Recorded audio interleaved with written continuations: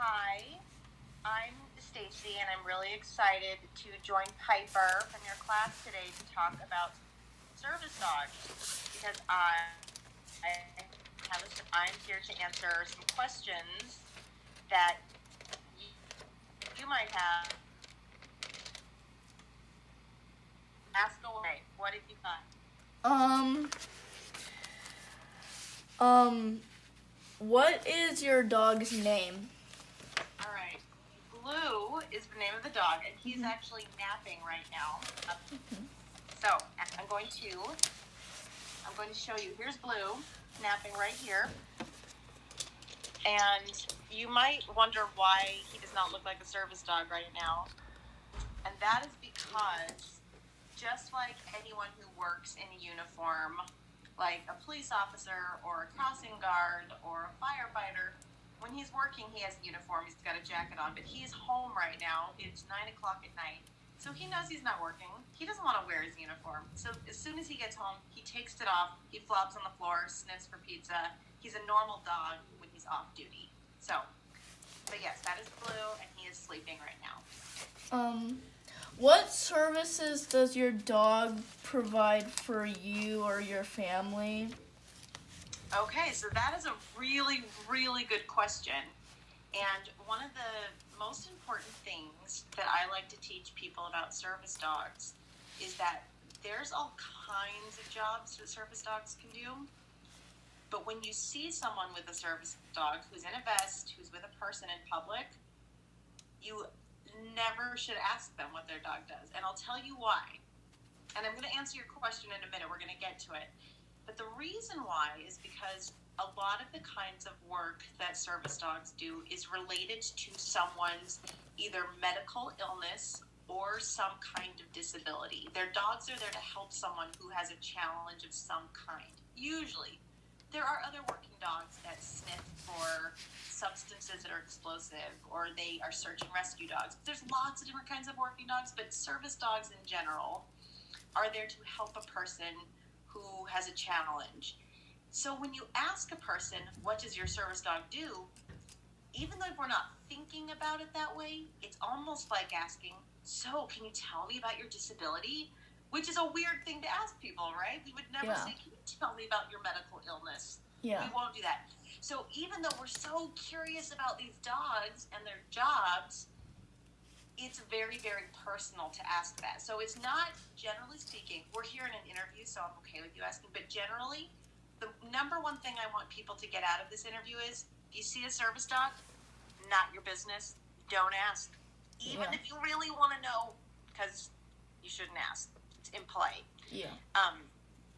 So that said, this particular service dog was trained originally with his trainer. He was with his trainer for 2.5 years before he came to our family. And he was originally intended to be for a child who was autistic or on the autism spectrum. Sorry, I said that wrong. And children on the autism spectrum sometimes have a lot of emotional dysregulation. They get sensory overload sometimes, and they need a calming presence who can kind of see them ramping up in behavior and be there to steady them and kind of be there in public situations when they're overwhelmed. And so Blue is trained to do that and be kind of a support in overwhelming situations and to navigate public social situations. Okay, does that answer? That's a lot more than you asked. But yeah. Have you ever heard about or experienced any problems caused by false service dogs or false service animals? Yes, I have. Very much so.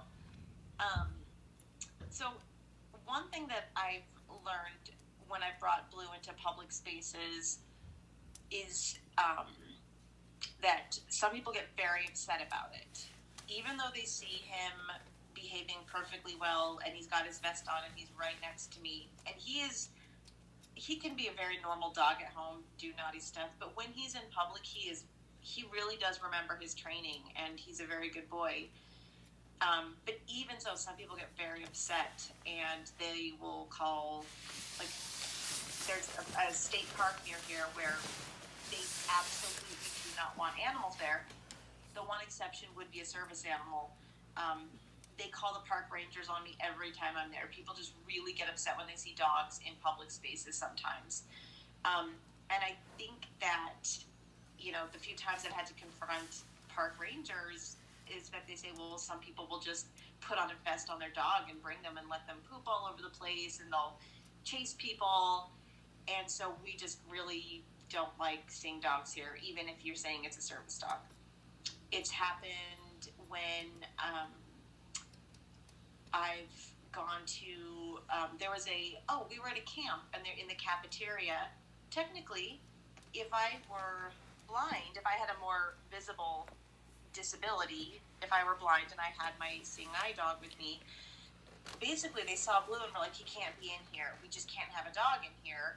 We've had dogs before and it's a problem. And I said, well, he is a service animal. And they're like, well, what does he do? And I'm like, that's not something you can ask. They're like, well, is he registered? And here's where it gets tricky. There's not a national database for well-trained registered service animals who have met a minimum requirement of certain kind of training, who've passed behavioral tests. So people do lie about it. People bring very badly behaved animals everywhere, and it makes everyone suspicious. The final story I'm going to tell you, and this is a big one, is a close friend of mine who lives in the same town. She wanted a service dog for her daughter who has a couple different disabilities. And so she went through what she thought was a reputable trainer. And this trainer, she paid her lots and lots of money. And she brought this dog out to her. And the dog was a nightmare. Unfortunately, it was a scam. This woman had lied about the kind of training the dog had had. It was a puppy. It was chewing everything in the house. It was a 120-pound golden retriever, the most massive dog. And it was not well trained. It would yank on the leash.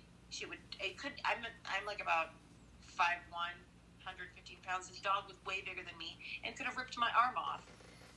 And so they had problems with this dog in public. She wouldn't behave. They couldn't handle her. She knocked the child over. And it was because this woman said she was a trained service animal, and it was just a lie. And so this dog was causing major, major problems in their family and in public. And it really, people would see this dog wearing a vest, and the dog was a mess. So these situations do happen a lot where people will just buy a vest, say they're a service animal, just so they can bring them places, but people get bitten, and then other people distrust actual dogs who are well-trained and are serving a purpose. So it is, I think, a problem that would be nice to be fixed, but I'm not sure how to fix it.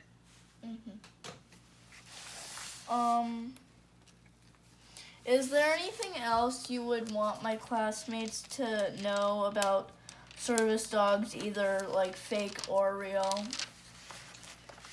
Well, there's two things. One is, most of us, when we see dogs, we just desperately want to go pet them because, of course, we do. They're dogs, and they're awesome.